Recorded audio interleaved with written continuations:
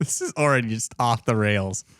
We need something liberating after a pretty dark episode. Oh yeah. Hey, this one, like, there's some going on in this movie. Yeah. Yeah. Well, actually, there's a lack thereof specifically. Yeah, we don't want. Yeah, he didn't want to get too excited. You know, I have to point out. What if he did though?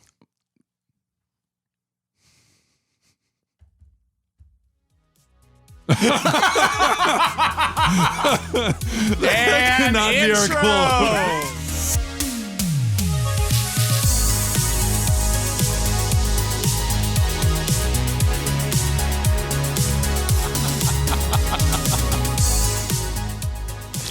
Good morning, afternoon, and or evening, everyone. Thanks for coming back and hanging out with us. As always, we are the Genesius guys. I'm Nick. Filling in begrudgingly for Kyle and Seth. And I'm John. We're three Catholic dudes who love to talk about movies. This is the Genesius podcast. How you doing, Nick? How you doing, buddy boy? How you doing, pal? Okay. Sport? Old All sport? right, I'm good. Okay. I promise I'm calm. Buckaroo. Buckaroo. Oh gosh. How are you, John? Wow. What a way! silence. What a way to! What a way to! Really bad time to ask. I literally just drank. Oh, man. I'm doing pretty good now. Yeah, okay, good, good, good. We're That's going to good. talk about one of my favorite Marvel characters. Ah, this is? So, Okay, yeah. very good. Sporting the green now. Yeah. Nice. You won't I'm like just going to me. have like wardrobe changes every single show now. Yeah. I wouldn't put that past you. You know, you guys care more about being on point with the dress than me. I'm just like showing up with whatever I went to mass in, you know, which is still good. But Hey, man, I'm wearing my Polar Plunge shirt. It has nothing to do with either of the movies we talked about today. that's a good True. point. That You're is a very supporting a good good cause, though. I am. I feel like there are less dangerous ways to give to charity. It's I agree. I don't want to It's get fun. hypothermia. it's but fun. It is. Yeah. Okay. I don't even like swimming in a lake when it's like late fall. I don't know if I would want to jump in the middle of winter. You know, Okay, but you're not swimming in it. you jump in and you get out. Right? Yeah, Yeah. You jump in and you jump in. Your body you're in there just for- seizes up and you're like, okay. No, Not I'm good. really. Well, a Oh, little okay. bit. Yeah, Little the cold is going to lock you up just a bit. But we can actually kind of skip the pleasantries because we've already done an episode today. Well, but for them, Yeah, for those of you who don't know, this is a fun look at sort of the background of the podcast. Not each Sunday. Wow, that would be a lot. Every other Sunday. About every other Sunday this year, we're aiming to record a mainline episode that is either a listener suggestion or a personal like preference. Last week's of one of us. episode was a listener suggestion. Was Please listener check it suggestion, The out. Breakfast Club. Very, very good episode, I think. yeah. Very good. Very good. Very, very deep. And then we also are looking to do a second episode every recording session that is focused on a franchise, a series, something like that. I We're do starting want off. I do want to make one slight amendment to something we said last week. Oh, So this is based on a conversation we had after recording our Iron Man episode. So in light, we said we were going to talk about the Infinity Saga. We are actually going to break that up a little bit more. yes. So we're going to talk about, we're going to go all the way through phase one. Phase one. And then we are actually diverting in light of the new Indiana Jones movie coming out in June. Yes. Well, and in general, so that like we're not just Yeah, spending we don't the entire want to. time We don't want focusing to on bore you one guys. series. We don't want to bore you guys with like too much Marvel content all at once. yeah. What do you mean? I don't understand. How could people be bored with it? It's the Marvels. This is true. Yes. I can't argue with that. But I mean, if Put there's some people respect that, on that. if there's people that are fans of the show that aren't like the hugest fans of Marvel, Yes. like gives them some Yeah. variety Yes. if they Yeah. want to listen to it. So Yeah. So makes sense. we're gonna do Indiana Jones. Yeah. And then at some point, like a good Catholic podcast, we're gonna have to do Lord of the Rings. Yes. Yeah, I mean, they're There's a future planning of what. I don't know when. We just We'll know get there when we'll get there when we get there. When we get there. Yeah. I mean, at the moment, we just have like what is it? The first quarter plan. Yeah. Yes, Yeah. we just have Q1. Yeah. But yeah. But I mean, I think people can tell that we record these the same day because you guys are wearing exactly the same clothes that you were. yeah. And the background setups are generally the same. And hopefully we're still in focus. You didn't want to add the second character, or What? do you have one of Hulk? What do you mean the second character? Is there a Hulk Lego one? There should be. I don't think so. Because you have the Iron Man now. I do. Yes, that's true. But it's at like the very top of the screen, Next. I guess. It is, yeah. Yeah, yeah, and there you go. It's next- hard to think about where to point, you know? When we talk about Iron Man 2, we might even put him front and center. Yeah, that'd be good. That'd be good. But we're not talking about Iron Man. Who wants to talk about Iron Man? That is I so mean, 2 weeks ago. so 2 weeks ago. We want to talk about, or in this case, if you're listening to it, wait, no, that's 2 weeks ago. Yeah, yes, that's 2 I'm weeks stupid. ago. I can math. Sometimes. Yeah, sometimes.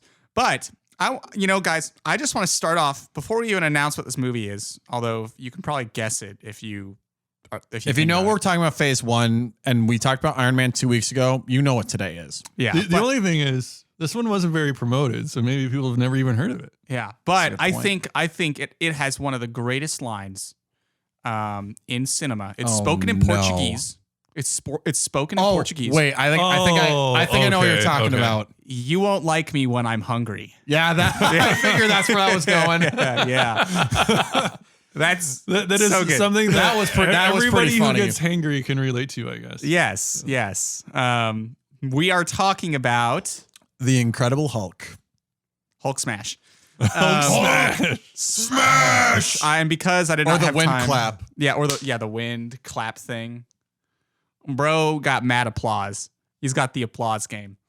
But yes, The Incredible Hulk, directed by is it Louise? It's not Louise, I can tell you that. No, not Louise. No, Probably no, Louis. no, you're right. Probably Louis. Louis. Louis. Leterrier. I've heard it both ways. Yes. Written by Zach Penn. Released June 13th, 2008. So not like too long after Iron Man. No, not too long.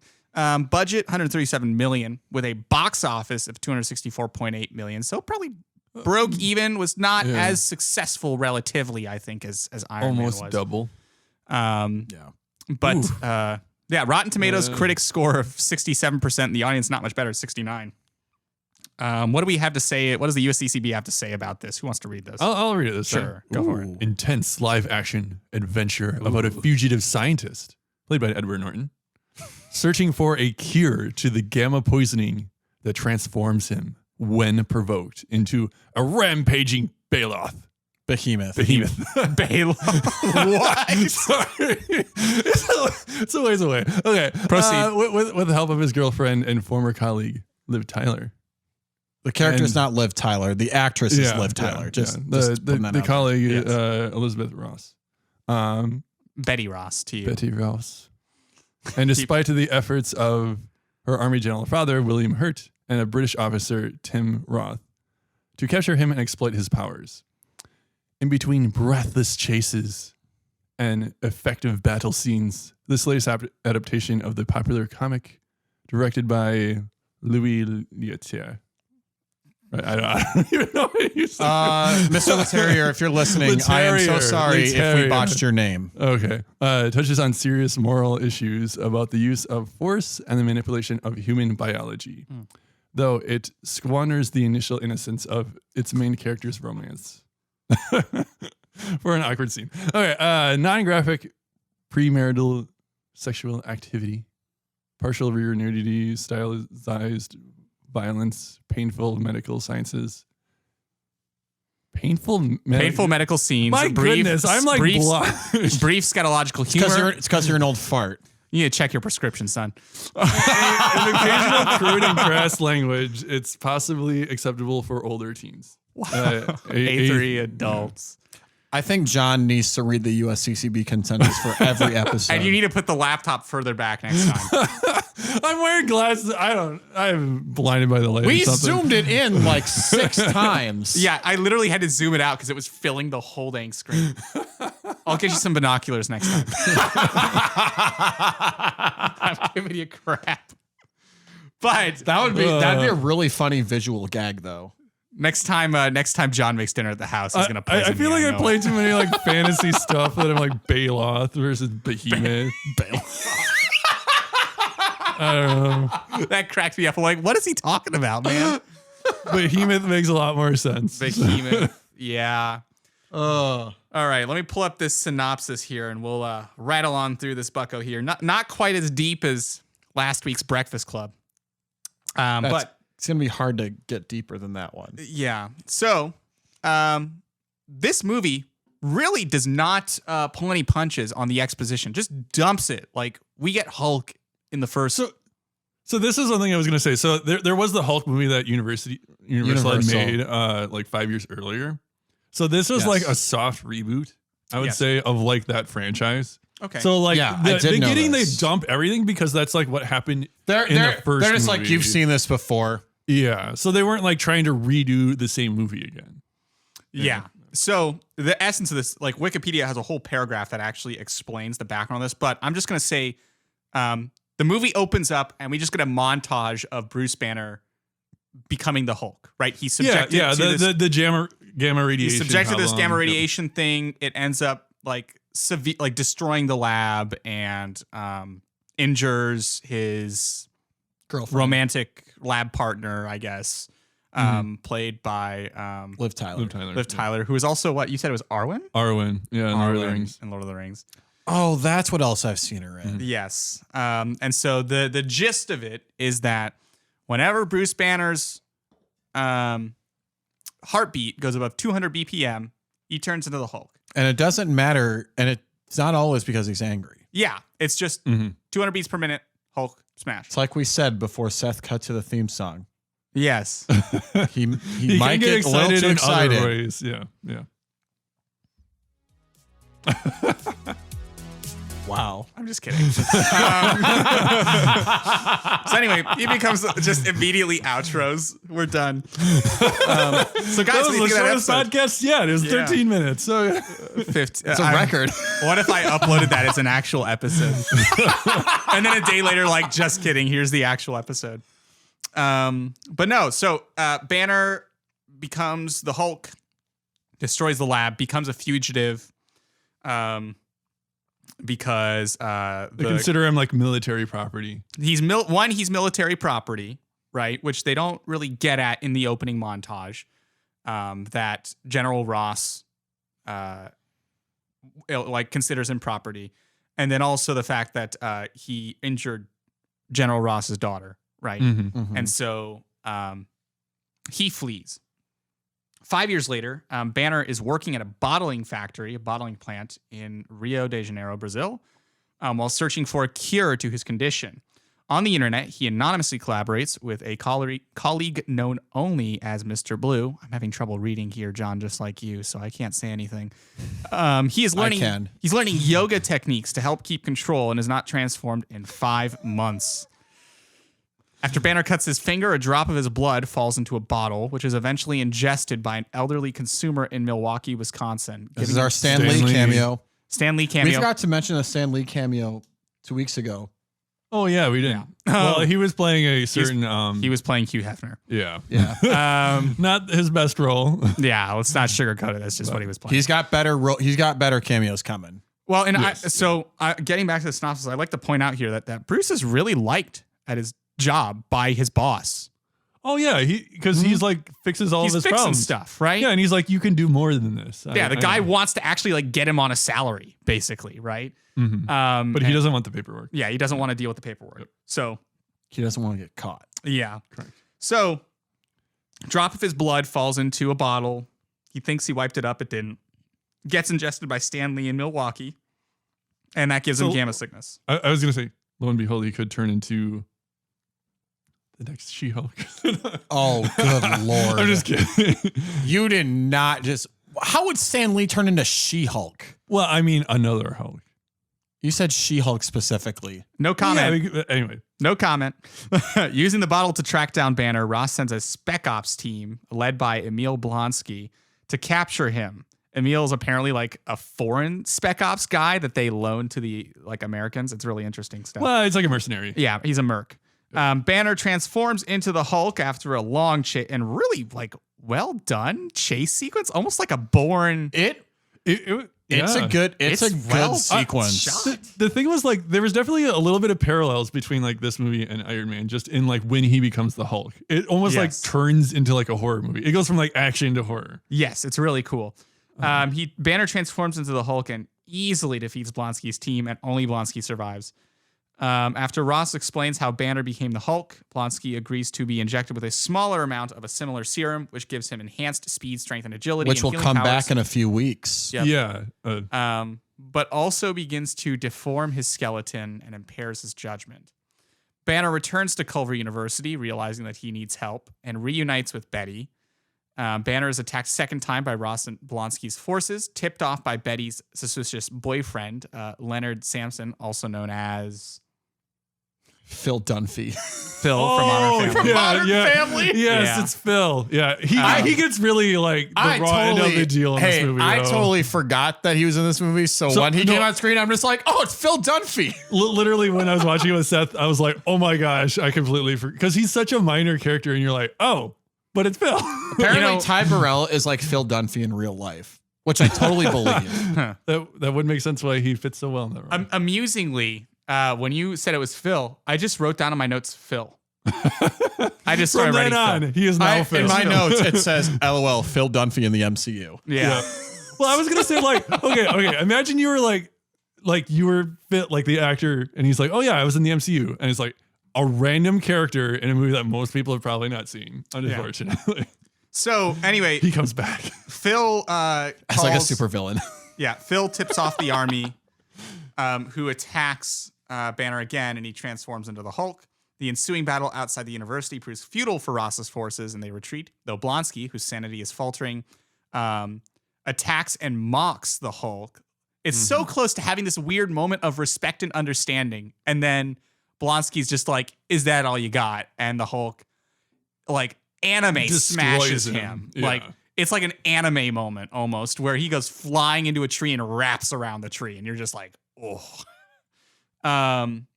And so let's see. After the Hulk reverts to Banner, he and Betty go on the run, and Banner contacts Mr. Blue, who urges them to meet him in New York City. Betty, there's a relationship that's teased between Betty and Bruce, but Teased? That's a good point. No, it's pretty upfront. I think. No, they make it pretty obvious because they were in a relationship, and she was actually in the point of this movie. She was in a relationship with Phil Leonard. We will never call him Leonard. He will always be He'll Phil. always be Phil. She was in a relationship with Phil, but that kind of just like drops off the radar. And the funniest thing about it is that when the army goes to attack Hulk later on, General Ross goes back to Leonard, to Phil, and even Phil backs Bruce and Betty. And it's just like, True. You guys did the stupid thing. Yeah, because he saw all of the stuff. Yeah, that he was saw the happening. whole thing. And I love that even he's just like, regardless of the fact that this is her ex-lover, he's just like, bro, seriously, why'd you have to do that? Anyway. It's an interesting movie. It is a very strange movie. But Betty and Bruce go on the run. Basically, he's like, I can't do anything because if I go above 200 BPM, Hulk Actually, interestingly enough, it is a little bit Jason Bourne-esque in that regard. It is, because yeah. he also like trains her how to like go on the run. Yeah, right. Pretty much. He does everything but like cut and dye her hair. Yeah, that's true. Bourne Ultimatum style. But yeah, so Mr. Blue, it turns out, is cellular biologist Dr. Samuel Stearns, who tells Banner that he's developed a possible antidote to Banner's condition. Fun fact: this movie is not the last we're going to see of this character. Yep. I'm not talking about the Infinity Saga. Like, he doesn't come back in the Infinity Saga. He's gonna be coming back soon, isn't he? He is. Yeah. And next year, actually, he's coming back. Yep. So I'm so excited. Yeah. So they test this. They test this antidote, and it successfully reverses the Hulk transformation, but Dr. Stearns says that it might only reverse each transformation. And so Stearns reveals that he has synthesized Banner's blood samples, which Banner sent from Brazil, into a large supply to apply its limited potential, limitless potential, quote unquote, to medicine. Fearful of the Hulk's power falling into the military's hands, Banner wants to destroy the blood supply. A recovered Blonsky joins Ross's forces for a third attempt to take Banner into custody. They succeed, and Banner and Betty are taken away in a helicopter. Blonsky stays behind and orders Stearns to inject him with Banner's blood as he covets the Hulk's power. The experiment mutates Blonsky into the Abomination, a creature with size and strength surpassing that of the Hulk. Who also comes back down the line. Yep. But they actually like say it in the movie. He's like, if we do this, it'll make you An abomination. Yeah. He attacks. Little on the nose. Yeah. He attacks Stearns, who gets some of Banner's blood in a cut on his forehead and causes him to begin mutating as well, which was freaky to watch. So that's actually a comic book character. I was going to say, that is actually accurate to the comics. Mm-hmm. Yeah. Because he becomes the leader. Yeah. And it's, I think it was confirmed that the leader is coming to Captain America New World Order next spring. Yes. Like he's going to be the villain. Yep. Interesting. Okay. I actually, before you keep going, I actually love that they are like bringing some of this stuff back and that it's going to be like really relevant going forward. Yeah. No, it's good. I mean, that at least in the early comic book that I read, that was like his main rival was the leader. So. Yeah, that's true. Got to have that intertextuality, you know? But the Abomination rampages through Harlem, and realizing that Hulk is the only one who can stop the Abomination, Banner convinces Ross to release him. He jumps from Ross's helicopter and can't transform and slams into the ground and then transforms. Of course. So foreshadowing in a future movie. Yes. Let's see. After a battle throughout Harlem, the Hulk... Oh, yeah. It took me a second. Yeah. The Hulk defeats the Abomination by nearly strangling him to death with a chain, but spares his life upon hearing Betty's plea and leaves the Abomination for Ross and his forces to arrest. After having a peaceful moment with Betty, the Hulk flees New York. A month later, Banner is in British Columbia, and instead of suppressing his transformation, he begins to transform in a controlled manner with a slight smirk, Wikipedia notes, for whatever reason. Later, Tony Stark approaches Ross at a local bar and informs him that a team is being put together. What could this team be? So I want to point out that, okay, I'm just going to say this right off the bat. Let me get this out, guys. I'm ready for it. I had one question, going into this movie, and that is it really important to watch in the MCU? Is it really important? Because I went all the way up till this point. I've watched every other movie in the MCU. I have not seen The Incredible Hulk until 2 weeks ago. Actually, I think it was just earlier this week. Well, I mean, it gives a little bit of context.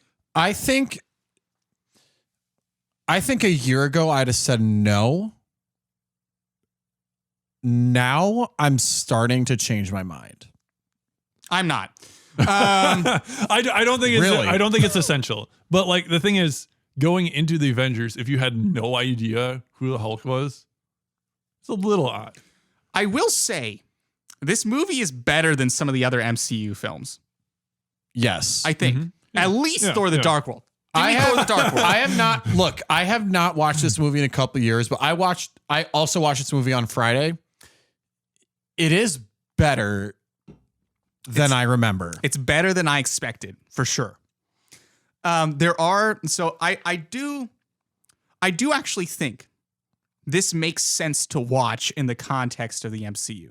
I don't think it's essential for two reasons. One is that obviously in Avengers, he's recast because, and I found out that the negotiations broke down. They couldn't get Edward Norton back for the part.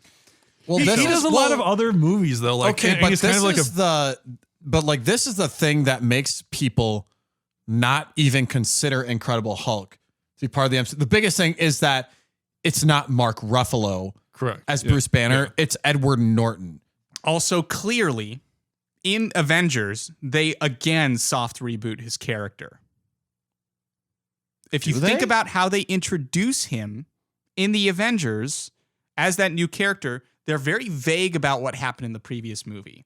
There's no question about how Iron Man's gotten to where he's gotten. I think they're very vague about bringing Mark Ruffalo in, and they kind of reintroduce the character. So as someone who hadn't seen The Incredible Hulk, watching the Avengers, I learned all that I needed to learn about the Hulk. Yeah, and Mark, I actually, and Bruce Banner. to a certain extent, I do kind of back that up a little bit because, like, so okay, what did Bruce Banner learn from this movie? He learned. Well, this might not be the answer you're looking for, but he learned how to like control when he transforms into Hulk. A little bit, and at least acknowledge that he can use it for good, right? Yes. Against the Abomination. But to your point, in Avengers, he really does not want to turn into the Hulk again. Yeah. He's still kind of in the same mindset. That's reason number 2 for me. They backtrack between this movie and the Avengers. And even Iron Man 2. They backtrack on a couple of things. For one, at the end of the movie, Stark's going around parading the Avengers Initiative to Ross. And in the second movie, he makes clear that he didn't want to have anything to do with this. I'm actually going to counter that point you just made. For All right. one reason. Because Make your case. So it's actually established. And I mean, I know What If isn't the greatest example because it's like a multiverse thing. That being said, one of its episodes. So you guys have you guys both watched the What If yes. series? Yep. Okay. So if you remember the third episode talks about what is the setting? The setting. So the premise, like to kind of give you a refresher. Was that the zombie one? No, that's not the zombie one. It's the one where the Avengers all die unexpectedly. Oh, okay. So if you recall the sequence of events, it goes through 1 week, right? Yes. And it starts out, the beginning of the week is the events of Iron Man 2. And then the next, and which is when Iron Man dies. Yeah. And then the next day, it talks about how like Thor dies. And then the day after, you see the scene where they're attacking Hulk at Culver University. Oh. So canonically, Incredible Hulk actually takes place after Iron Man 2. That's one of the things that, like, okay, legitimately, I watched the movies because I didn't even know Incredible Hulk was in theaters. I had seen Iron Man 1 and then 2 and then saw Incredible Hulk, which that's why I thought that was the order of like when they originally came out, because that made more sense. Do I need to swap the cases in my set? I mean, it's if you want to go by chronological. If you're going by release order, then keep it as it is. Because the problem is with that, the problem, it also makes a picture. So you can't really swap it around and then it messes up the picture. But yeah, well, it's on the edge of the picture. It's on the edge. It might be okay.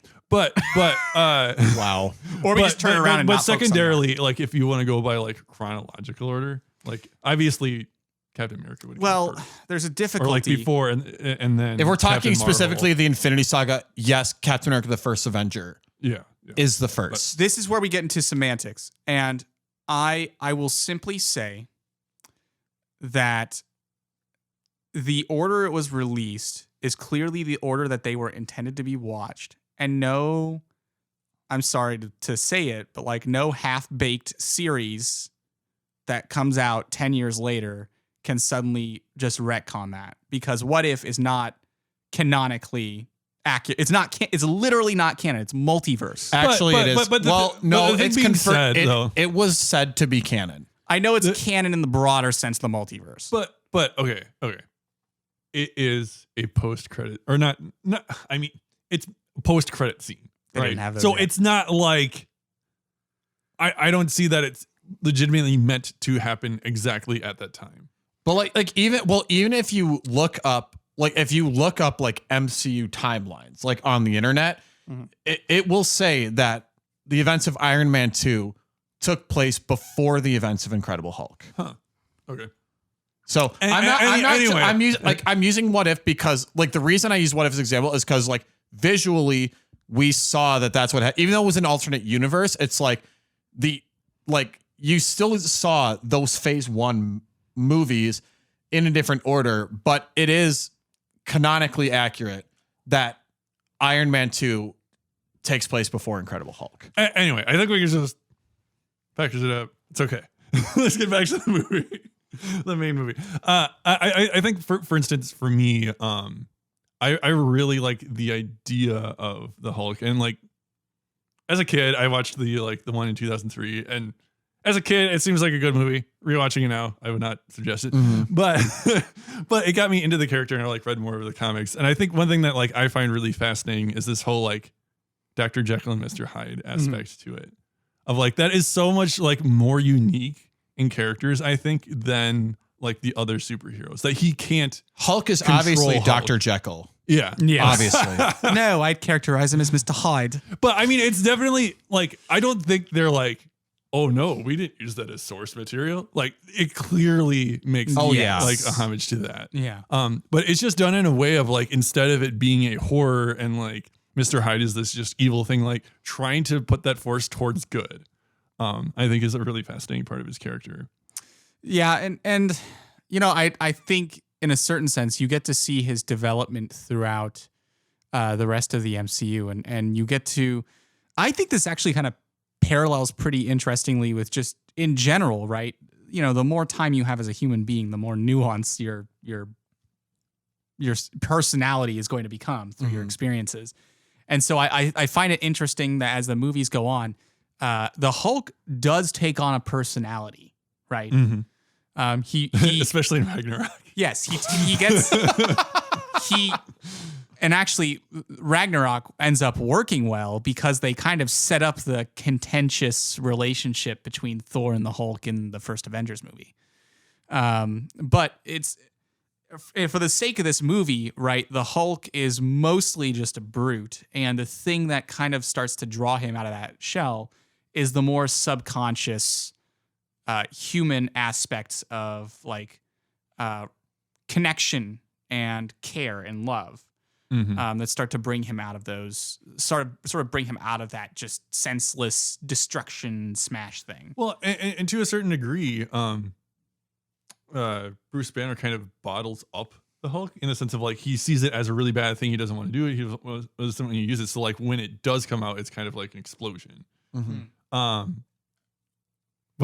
I do think there is something to be said of I don't know if this movie would have happened post Disney, just because of the actual just brutalness of the Hulk, of because it's completely different perspective than the it's interesting watching it right after Iron Man in the sense of in Iron Man you are from the soldier perspective.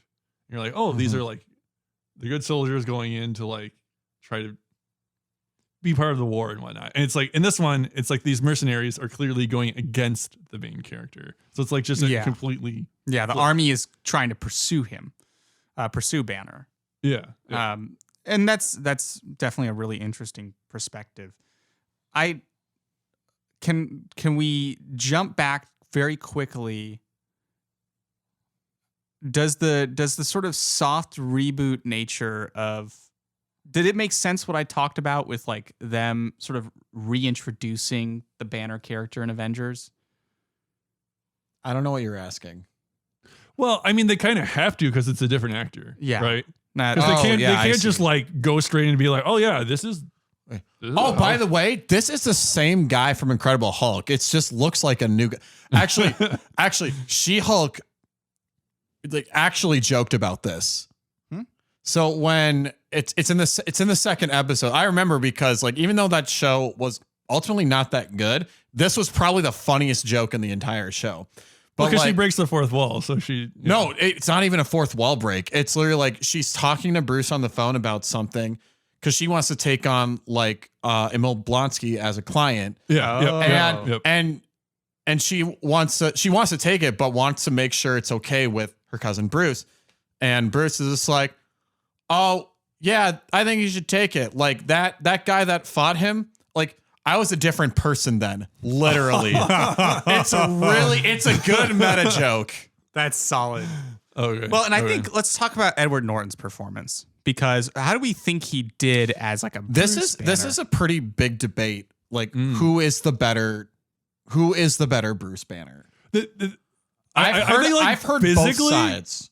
It's such a contrast between him and the Hulk And Mark Ruffalo. Because like Mark Ruffalo is like just a bigger person. Yes. And it's like Edward Norton just looks so small. He does. Like in this movie, that's like you can tell that like the Hulk is such a different person than he is. Whereas like he's not like ripped or anything, but like he's just is more massive than Edward Norton. Well, one thing I wanted to point out is that Ruffalo was actually considered for this original movie. Yes, he was. And he would have gotten it if Edward Norton hadn't already taken and accepted the role. And so I actually checked though, like, I wonder if people have like done those AI deep fakes to put Mark Ruffalo in this movie. And I looked it up. And there's some crappy ones, but nothing amazing like the kind of stuff that breaks the internet. That was actually like I considered two things when I was watching. I was like, one, like I was trying to picture Mark Ruffalo in the movie, but then I'm also just like, what would it look like if Edward Norton actually continued as Bruce Banner? I think but apparently he's like really impossible to work with. Yeah. There's a lot of reports that have suggested that. Well, and I feel like he's a little bit like higher name in Hollywood. Yeah. But he's in like every Wes Anderson project. I really want to watch more of those movies. Yeah, we should do one at some point. But Grand Budapest. Yeah. I love that movie so much. What was I? Oh, I think there's just like a sense. What am I trying to? Dang it! I had to. We got him off track. We now take this pause for a brief message from our sponsors. This podcast brought to you by Jesus. I think there's more of a seriousness to Edward Norton in this performance. Yes, than there is fair. with Mark Ruffalo. Like there's more like sarcasm and stuff in Mark Ruffalo than there is with Edward Norton. Which fits the overall vibe of the MCU better, but that doesn't necessarily mean it's faithful to the source material. Yeah. You know, I didn't get a lot of like emotional damage from this man. I mean, if you had seen the previous movie, there's a ton of daddy problems. But it just comes across that he's I get serious. Yeah, and I get that he's trying to like sort of bundle that emotion up and figure out how to control it. But I don't know. Like when you look at how Mark Ruffalo portrays Banner and how Banner is written when you have Mark Ruffalo performing him, it does come across as someone who is maybe just like a bit more reserved in general, and I don't get that sense from Edward Norton's portrayal. He seems more like he's just a loner by force, essentially. Well, yeah, of course, right? But I don't know. There's something that's different about the way he portrays that reservedness as opposed to Mark Ruffalo, who seems almost more like timid. I don't know. Well, in this movie too, you can sense that like Bruce Banner has like a desire to be a hero, but he doesn't necessarily, because of like trying to hide himself so much. He's just like, well, I'm just thinking the scene of like the guys are kind of like picking on the one woman, Oh yeah, and like he initially is like, no, I can't be a part of that because I have to hide myself. But also, I think that maybe more of like his initial personality is just like shyness, and then he's like, no, I actually do have to stand up. Like I should help her. But it's almost like he's slowly like learning how to do that. Yeah. Okay, that's fair. But I will say that as you pointed out, this is a movie that would not have happened post Disney, and I get the sense that like these first two movies are edgier, than anything Marvel has put out since almost, which I find rather interesting, because there is certainly a Disneyfication that happened. Well, I think the humor seems a little more genuine. I don't know, like the funny moment with like, you won't like me if I'm hungry. And he's just like, because or like, sorry, I can't get too excited. Well, there's the other one where what's her name? Betty gets really angry at that cab driver, and he's like, "You seem really like I know a couple of Oh, that techniques was that great. could control That that." was yeah. She's That just like, shut it. He's like, "All right." That was amazing. it was very The good. thing is, you're not constantly bombarded with it. Mhm. They have serious moments like the chase scene and stuff like that. And then they have occasional humor thrown in there that makes almost the humor amplified. Well, and it starkly contrasts with the kind of like, Pun intended. yes, Starkly. dang it. It's a stark contrast to the Joss Whedon every scene needs a punchline kind of thing that happens with the Avengers film, and also just the later on kind of like Phase 1 MCU.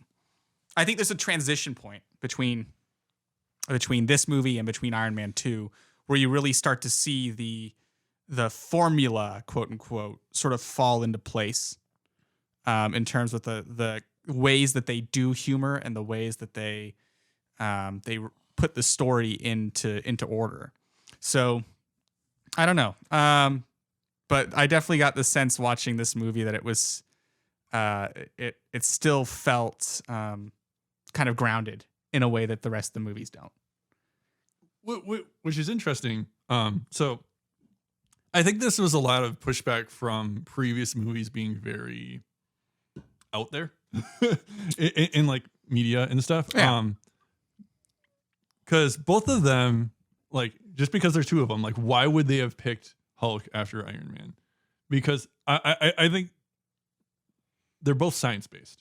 They're just different types of science. Like, Yeah. Tony Stark is very like engineering based Mechanical. and Yeah. mechanical. And Hulk Whereas, is like- more biology based. Yeah, biology and chemistry. So it's like they're kind of getting the two different sciences, but they're both backed in that regard. Even though, I mean, the Hulk is kind of fantastical.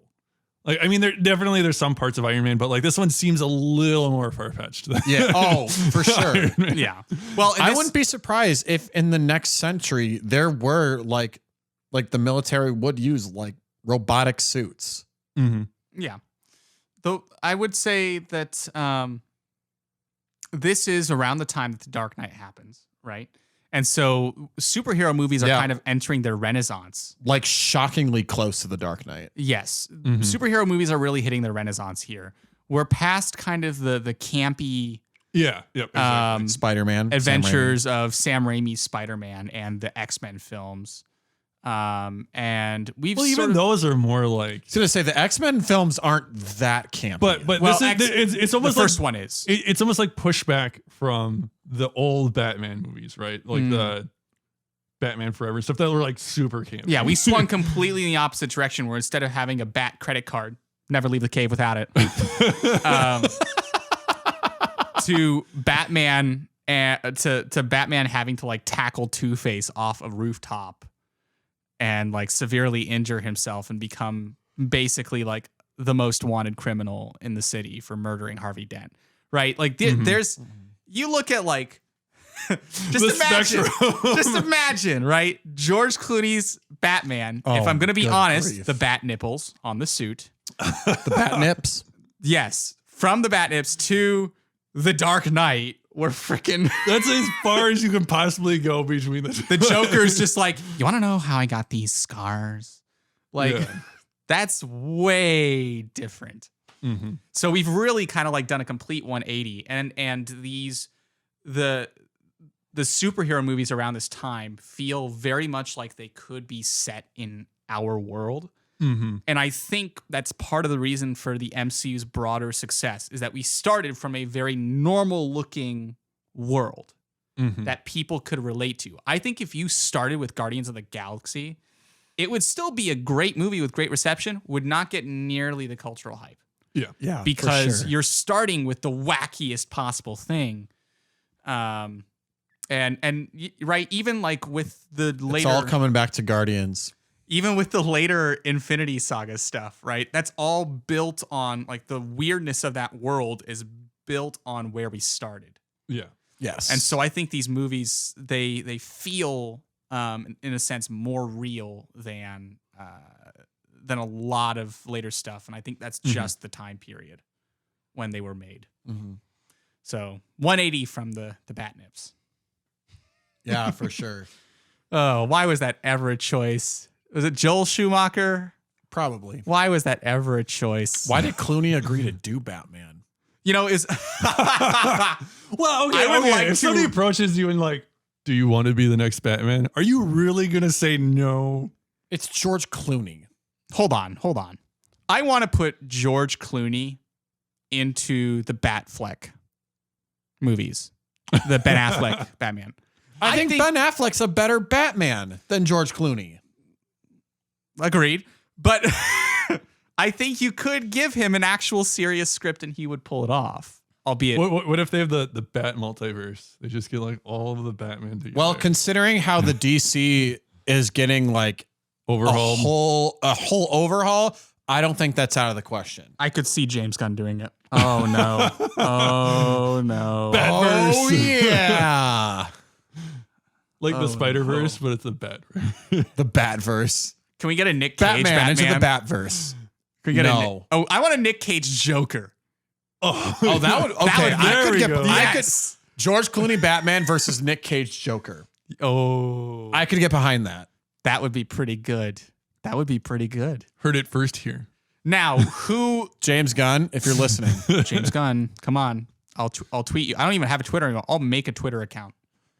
just for that. You make a Twitter account, literally send the one tweet, and then undo. Yeah, and then delete the account, which would remove the tweet. But Like if he actually sees it, he's like, "What the?" heck? I'm like, hey, George Clooney's Batman, Nick Cage's Joker. He would Think probably about it. reply to it if I'm being honest. He might. He'd be like, I got it. Well, We'll give you writer's credit. And you know, Nick Cage, he just can't say no to any role. So I have. If you have you seen Community at all? yeah. Okay. Yeah. There's Oh, an gosh, episode. and we're back to Community We have too. to. I have to plug this because Hey, this will come back around with the Fair. Russos. Just yes, saying. that's a good Okay, point. You're right. There's an episode where Abed ends up in a class, and he ends up method acting Nick Cage. You're right. And he You're just right. It's an acting class, right? And so he goes nuts, like just inhabits this Nicolas Cage style of acting. And then at the end of this outburst, he stops. He's just like, and he leaves the room, and the teacher's like, "That was brilliant." Like, it's anyway. I'm getting off track, but You know what Nick Cage movie Nick we Cage. should eventually talk about? Because I really want to watch it. What? The Unbearable Weight of Massive Talent. Oh, I thought you were gonna say. What I so badly want. I've watched the trailer and that movie looks genuinely hilarious. Yeah. Okay, there's like a vampire movie that Nicolas Cage does that he goes like. It's coming out this year, I yeah. think. Yeah. Wait, no, I mean that's like happened. Are you sure it's happened? I'm pretty sure it's coming soon. Yeah, no, like he went like completely like they do like memes of There's it. a trailer of- for a new one. That's what I'm referring. Yes. That's what I'm referring to. Okay, And it's not even about him, it's about his assistant. But he's there. The whole point is that it's assistant. that's like full Nick Cage. Yes. It's like, at least the clips that I've seen of it. Would he ever do a movie where he's not allowed to be full Nick Cage? His performance in National Treasure is iconic. Is it a national treasure? It is a national treasure. That's, you know what? I'll give it to you. That's fair. That's fair. And fade out. But yeah, so I want to bring this back around to the Hulk. The Hulk really had a unique time in it was made in a unique time in superhero movie, kind of the genre, right? Just 1 second thought. Yes. Nick Cage is the Hulk. No, absolutely not. We already tried with Ghost Rider. When was Ghost Rider? When did that come out? 07. 07? So that was right No, before this was right before this one. So we basically had a Hulk already true, with Nick true, Cage. okay. You want to know what that was? That's what that was. Yeah. Garbage dumpster fire. Yes. Oh, literally. Yeah. But I've seen the clips of it. I'm like, oh. So random note. For third my thought? birthday. Sorry, you probably Ghost. Okay, for my birthday when Ghost Rider came out, that was like what we did for a birthday party. Was we had a party and then we went to the Oh my gosh, I was so young. Did you enjoy the movie? I did. Then it did its job, you know? But it was a long time ago. Yeah. I would not say the same about that movie. And I think they did Ghost Rider way better in the Agents of S.H.I.E.L.D. series. Oh, Yes. yes. Yep. He is Agreed. so good in the Agents of S.H.I.E.L.D. series. That's I think it's Gabrielle Luna. maybe. Not Gabrielle. So Gabrielle what Luna. is the Agents of S.H.I.E.L.D. is just what is such a this good name? show, period. Because it's the second iteration of Ghost Rider. It's not Johnny Blaze. I think What's, I thought it was. I don't know. in the series? In the series? S.H.I.E.L.D., in S.H.I.E.L.D., it's a different character. Oh no, you're it's not right. Johnny It's Blaze. not Johnny Blaze. Yeah, it's I forget. Anyway. I forget the name, but yeah, you're right. but regardless, his character is so much better. Yes, agreed. And it's so cool. Like I imagine what they The way wanted you to it feel. came back around at the end of season 4, Yeah. at the end of like the whole LMD arc, Yes. that was so brilliantly executed. And then it even leaked into season, like it even brought in like how it even comes back in season 5. I would with say an important plot point. I would Yeah. say that show was really good up until like the last 2 seasons. So I will agree with you about the 6th season. I think the 7th season is the second best season of the show. Oh, But okay. that one had such a slow burn at first. It It was did. a really It slow did. show. well, at and first. it had a lot of material to really go through. But I it wish- definitely hit a peak where it was like I really wish good, I though. wish that was still MCU canon. I really liked it. Anyway, you were going to make a point about Hulk. Yeah, we should get back to that. It came at a very unique time in superhero films. And in terms of my grand question about whether I feel like this is essential viewing for the MCU, I don't think so. I don't think my mind has changed about that because one, I think the change in the actor makes it kind of, he leads the film. It's different with Rhodes because that's first film to his next appearance and he's a supporting character. And they also like do a good job of reintroducing his character when Don Cheadle comes in. That is a good. That's a pretty good meta joke too. Yeah. Well, and once they realized what these movies were going to be like, they were going to be a little bit more jokey. I think they purposefully gave someone with a better sense of comedic timing, and that's not a diss on Terrence Howard at all. Well, Terrence Howard, I think I think it was the working there with were. him thing I and think the there were contract issues with and- Terrence Howard too. There were, But it is one of those things that Tony Stark played off of him in the sense of like he's kind of more of the straight man, and then Tony Yeah, Stark's but like Robert Downey sarcasm. Jr. can But play off of anyone.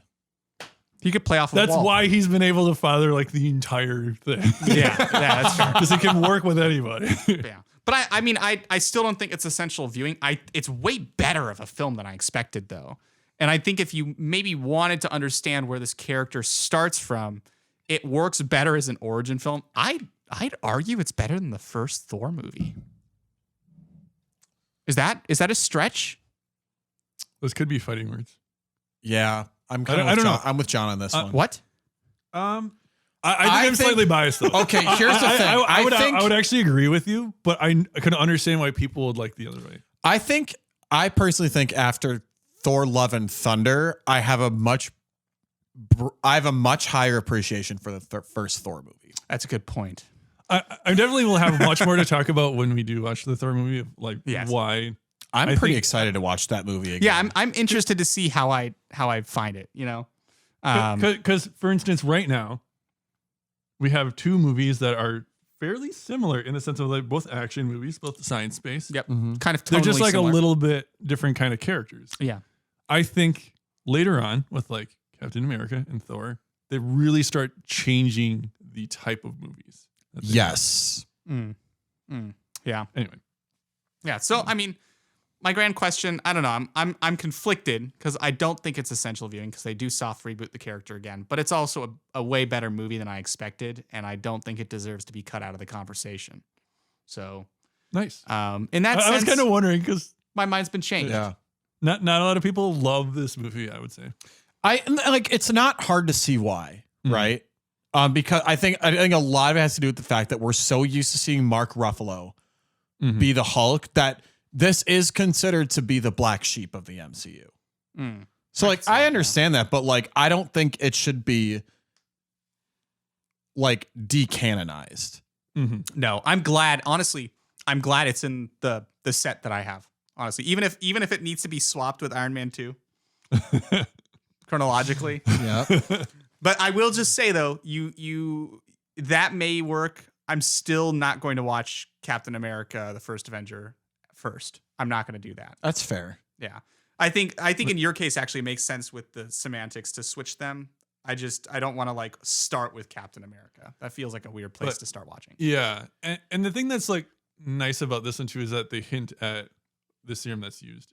Yeah, So it's like- it's a- yeah. The thing There's actually more foreshadowing in this movie than I expected. I don't think there's nearly as much as in Iron Man. What? Oh no.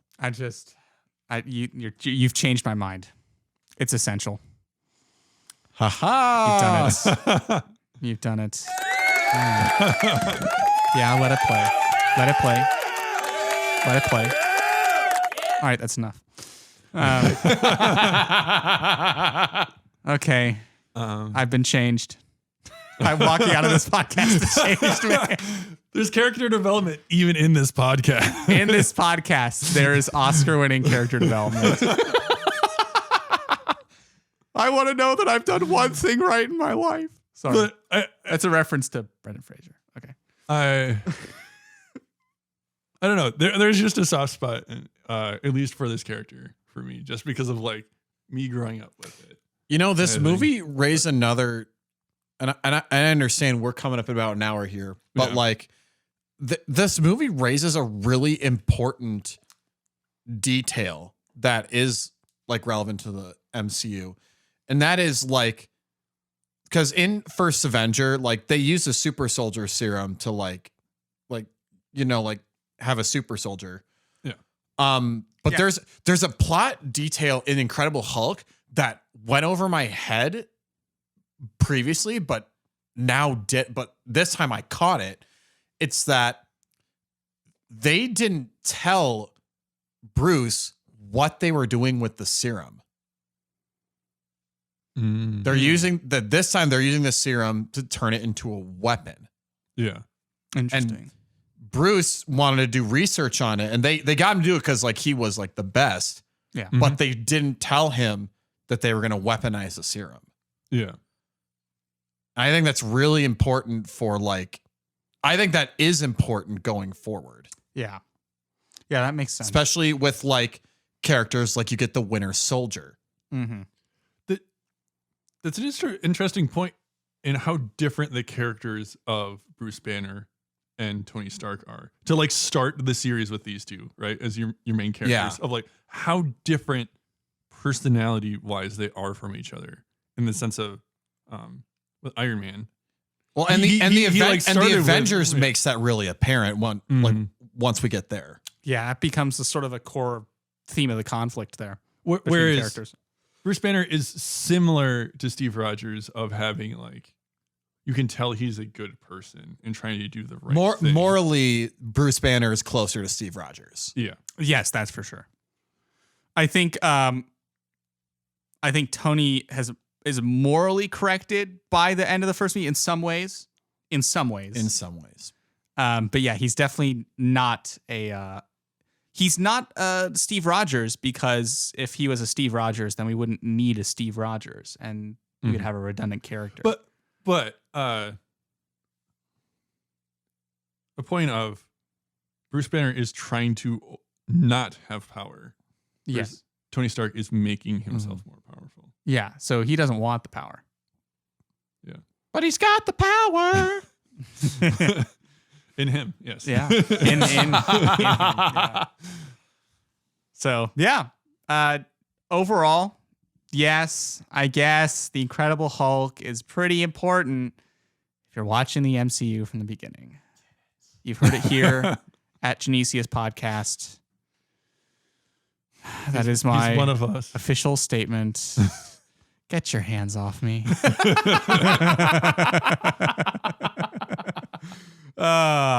It's been good. This is a good discussion. I was looking forward to this, and I think we covered some really good points.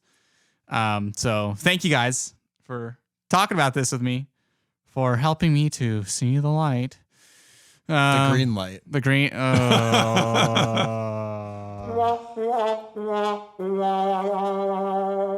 You deserved that.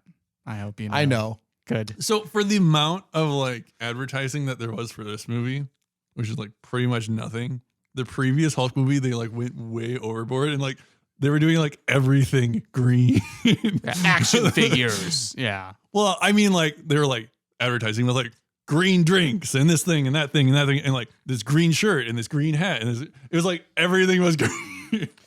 Yeah, it's just It's like they went the exact opposite with this They were movie without having environmentally conscious. Yes. Yeah, Yeah. eat your heart out, St. Patrick's Day. But yeah, thank you for having this time to talk about The Incredible Hulk episode 2. And to convince Seth that it was important. Convinced me that it was important, which you did. Also, the filmmaking was pretty solid. So even if the CG was still, Yeah, But- the CG. It's not. I don't think The that. rain- I don't think the CG is quite Black Panther bad. the rain, yeah, but the rain on the Hulk was very interesting to watch. Yeah, Felt sparkly, and I didn't know how to feel about like it. Twilight Yeah. sparkly. No, it was just like had a weird texture on it. I don't know if they were trying to like do something strange with the way his skin looked. That technology got way better as they went on. Yeah. So, You didn't want to make a point though, because we were watching the movie together. At the end of the movie, you said there was at the end of the movie, because you were saying okay. just So yeah, do spill the you beans. think that the Hulk did the right or like did Oh. thinking that something that was what his character would have I done don't at I that don't moment? think it's yeah, we discussed a little bit about this when I was talking about how Because we're specifically mentioning, so he's going against Abomination. Yeah, he's going who's against been trying to Abomination. kill him this whole time. yeah, right? Abomination has been like his just- main rival. Yeah. Abomination's And- been destroying Harlem. and right? he's choking him with the chain, right? Yeah, he's finally got the upper hand, and then suddenly, what's her name? Betty just kind of like screams for him to stop, and Hulk kind of listens to her, and I guess I don't know, thinking about just ignore the fact our monitor died, our camera's still going. All right. It just ran out of battery. I guess it's consistent with how the Hulk interacts with Betty earlier on in the film. I just think it was very weird for her to suddenly be like, no more killing anyone. And that these two massive brutes were just going to stop because some tiny woman has been telling them to stop or screams for them to stop. So I don't understand why there was not a last punch or something done to like completely knock Abomination out. Instead, they're just weirdly both kind of like out of steam at this point. Well, I think clearly Hulk has won Well, at this point. yeah, But it is kind of just like, okay. yeah, just kind of has Like, that they're just weird like shrugging like, up. yeah. When it's like They did the thing. This is almost similar, like especially with him like standing on him and like screaming. It like reminded me of Tarzan Mhm. in the sense of like Tarzan was raised by apes. Yeah. And like this is not something an ape would do. Would just let them live. Like it does seem a little bit out of character, but I think what it means is that there's a hint of the Hulk growing. Because the Hulk at the beginning would most definitely have killed him. That's fair. That's fair. All right, I'll So- take that. Cool. John, you managed to convince me with a great many things this podcast episode. So thank you, John, and thank you everyone for I tuning. helped. Oh, You- okay. Wait. Nick helped. There's Nick a thing helped. prior to that we haven't done yet. Oh shoot! Yeah, We have to that's score right. We have this. to score this. I'm jumping the gun, guys. It's because Seth doesn't want to give it a score. It's just got its beloved He spot in his heart now. he has to score. and now he's like, Seth has to change his score now. I don't know. All right. I do have a score though. 78. All right. Oh, All right. Okay. Why? What is your explanation for? So, like, again, it's a much better movie than I remember it being. However, it's a little cringy, especially some of the special effects. Okay. I want to point out, good sir, that you've ranked it in the top. Yes, that's fine. You can touch my shoulder. I'm touching yours. It's a very strange moment. It's a very. I would like to a point bonding out moment Weirder going things have over here. happened on this show. That's true. I would like to point out you've ranked this in the top 25% of movies. No, you haven't. You just given it a good score. But the point stands. Does it deserve to be in the top quarter score? It deserves it more than Captain Marvel. All right, I agree 100%. Sounds good. All right, I'm on board. I give it a score of, and I want you to note this, 66.67%. Two-thirds. Okay. I'm not trying to do a 6 whatever, right? This is the first decimal score on this show. Yes. I'm breaking the mold. You're really liking this 2/3 thing. Yeah. Okay. I think I'm sorry, my reasoning, it's a good movie. It's better than I expected. I'm going to round it up to a 67. No. 66.67. Oh man. Okay. All right. It just preempts my reasoning. Go ahead, John. It definitely wasn't as good as Iron Man. I'll give it that. But it kind of, I'm completely doing this on nostalgia and the fact that I like this character so much. So 84. Nice. Wow. I know I'm completely biased, and that's okay. Can we talk about where this movie ranks among other movies that we've done? We should do that in our phase 1 retrospective episode. Yes. Okay. Like So, we'll do like John's ranking, your ranking, and my ranking based on our scores. And then like That's the fair. the overall Genesius ranking, see how it So stacks up. that's the thing where like I kind of want to actually maybe next time like make a criteria a little more, because I'm kind of just like, I feel like I'm just like throwing a number out there sometimes, but it feels to me like it's not as good as Iron Man, but I still really like it. Yeah, that's I fair. definitely like it more than Breakfast Club. So that's where All I'm right, kind of like, so we've Classic. come out to a score thanks to Seth's decimal. You've just complicated things a little more. you can round this one. I mean, he's going to round I it was anyway. going to regardless. Okay. The score comes out to 76.22 and then a bunch of threes, which rounds down to 76. That's beautiful. I like it. solid. See, you're happy because you get to round it down. See, my decision did not. Yeah, but now I couldn't tell you what the fraction was based on the decimal. And that's okay. I'm sure 2/10, someone. 1/5, It's irrational. No. 22 hundredths. Okay, no, but it's like 0.223333333333. Oh, okay. Screw you. That's Seth. amazing. Screw you. I am screwed, good sir. But let's move. What? Do I need to cut that section out? No, that's saying it. I'm gonna That's just like saying that it. timestamp. Anyway, This is what happens after we have 3 hours of podcast. Yeah, Yeah, we've been gotta at this for a while. listeners. I got a strange look from Nick. So I just that can say in the recording. okay, fair enough. It'll get a laugh out of our viewers. Or just a strange face. But we'll stick with it. So, but that's right. It's my cue now. Mm-hmm. Moving on. Thank you everyone for tuning in to this episode of the Genesius podcast. If you enjoyed our content and want to hear more, please subscribe to our podcast. You can find us on most podcasting platforms, including Apple, Joggle.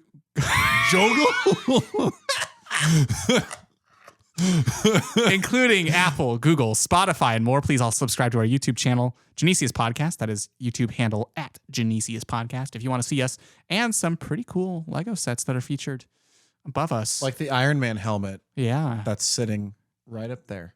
totally topical. We're gonna bring it more front and center next time, Yes. and others. John just held Boba Fett figurines. that's Mando. Yeah, that's Mando. Boba Fett's green. I will see myself out. You got little Grogu. Oh yeah, yeah, little Grogu, Baby Yoda. All right, so yes, please. And if there is I'm gonna let Seth finish because he's struggling to talk today. Thanks, bro. Thanks, bro. If there's a movie, Hey, I'm struggling to read. He's struggling to talk. and I am doing just flawlessly. Yes. Excellent. If there's a movie you want us to talk about here on the Genesius podcast, or if you have any ideas related to movies, or if you just want to give us feedback, or if you just need prayers, specifically if you want us to shout it out here on the podcast, send us an email at genesiuspodcast@gmail.com. That's GENESIUS podcast@gmail.com. And if you know one of us three personally and you want to be a guest on our show, reach out to one of us directly. Let us know which movie you want to talk about or whatever movie related topic. Whatever movie related topic you want us to talk about with you.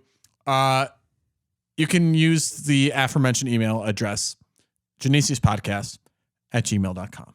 And last but not least, spread the word about our show by sharing it on social media or by word of mouth. Make sure you are telling whoever you're next to about us, whether it be right at this moment, at your family dinner, at work, or on date nights. I'm so happy this exists. Or on the run as a fugitive. Ooh, nice. And you do that just like this. Hey, John, have you heard about the Genesius podcast? No, what is that? It's a movie. Wait, shoot, what? It's a podcast. It's a movie. Like I said, I can't talk today. It's a podcast where three Catholic dudes talk about movies. Nice. It's a good podcast. I should check that out. Yeah, you should check that How do you out. spell it again? GENESIUS podcast. Nice. Also, you can find it on Apple, Google. Google. On Backrub, which actually was the name of Google before it was Google. Was it really? Yeah, it's called Backrub. That sounds very violating. Yes. That's something I sound like I would not do to Bruce Banner, but anyway. The sun's coming down real low. Cool, it's Scarlett Johansson. Okay. Wherever you are, make sure you tell them about us, just like Seth did. But more importantly, pray for us because we cannot read or talk. Please, As we keep making this. please pray for us. Yeah. I mean, this is a pretty decent time commitment, especially since we're doing 2 episodes in a day. If you can't tell, we're kind of at the end of our energy for this one. It's a lot. Man, but we did it. We did it. Yeah, it's a thing. We're Prayer gonna do it again. intentions. What do we got? For medical ethics. Ooh, that's a good one. For medical ethics. I'm going to say just for pure intentions of just pure intentions in general. Yep, purity of heart. Yep. Yeah. For being authentic and not bottling stuff up, and for forgiving others instead of getting angry. I'm noticing a theme. That's the point. Fair enough. John, you want to lead us in prayer? Wait, what is the theme?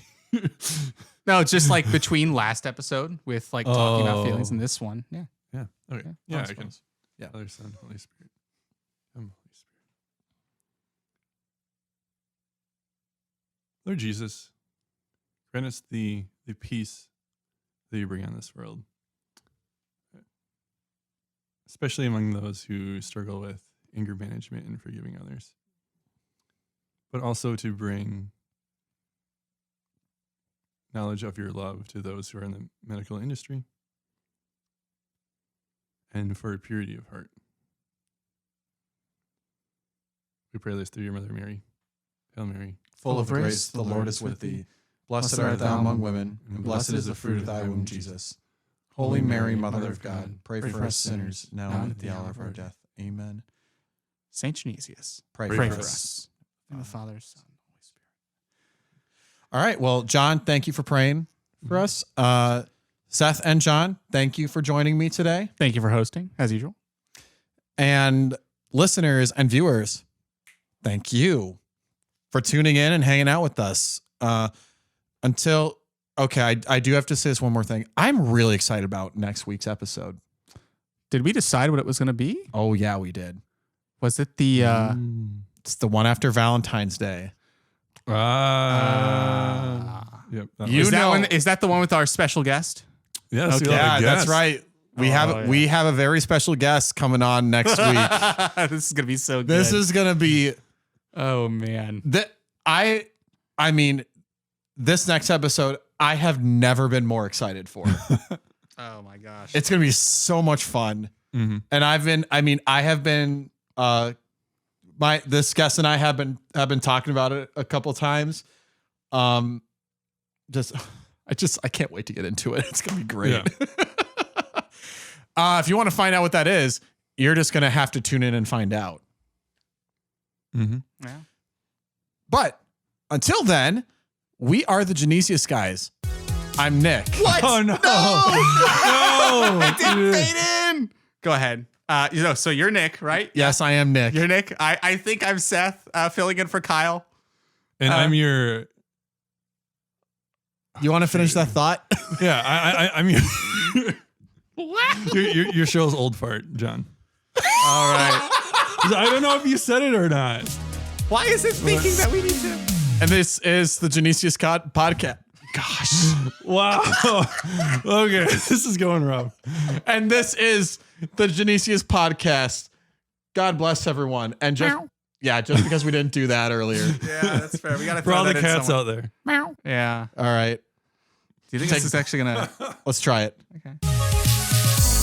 Close enough. Yeah, that'll do. Wow. Oh god. I still can't believe we talked about bat nips this episode. I just can't wait for people to listen to this episode. Meow.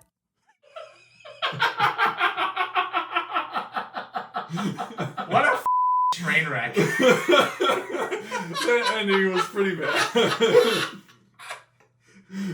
We are not re-recording. That ending was rough. That is too good. That's too good to edit. I'm gonna leave this in the YouTube video too. Please. Oh my god. Please do.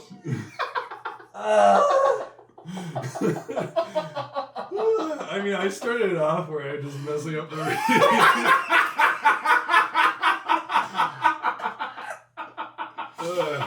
Balos. Balos and Batnips. Oh my.